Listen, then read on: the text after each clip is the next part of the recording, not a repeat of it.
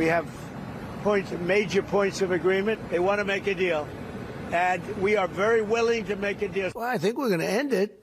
I can't tell you for sure when they want to make a deal so badly.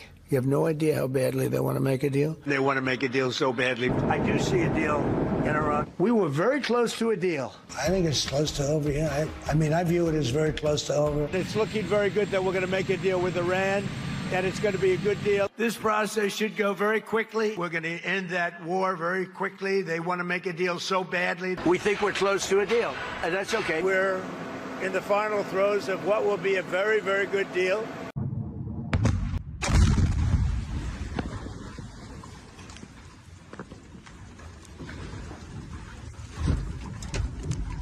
Another American is confirmed dead, having been killed in Iraq.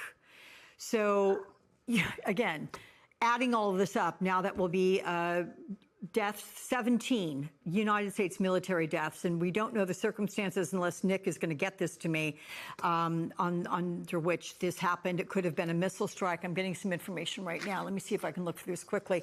U.S. Central Command, yeah, let's see. Another one was killed in northern Iraq, July 18, during a controlled detonation of unexploded ordnance from a downed Iranian one-way attack drone.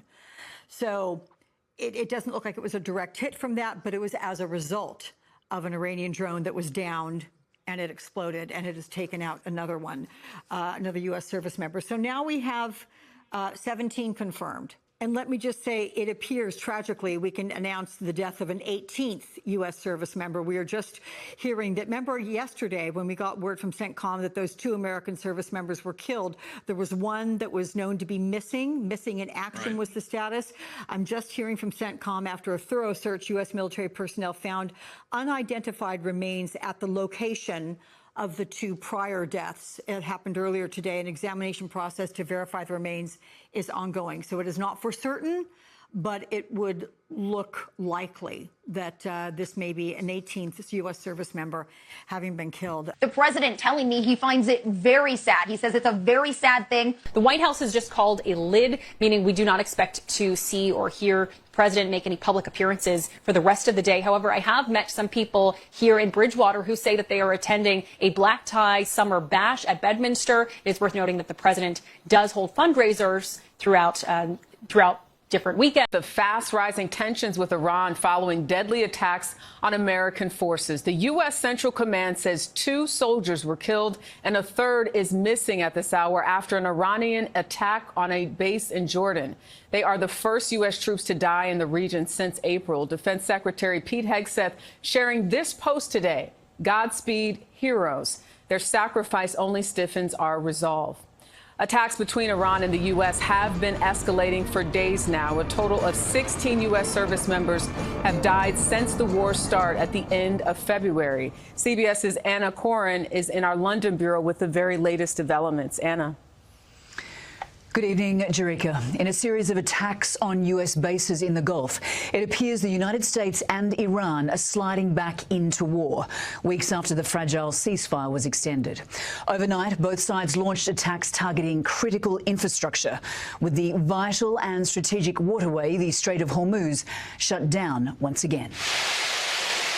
For the 7th consecutive night, U.S. strikes on Iranian targets, as the drumbeat of a return to war grows louder.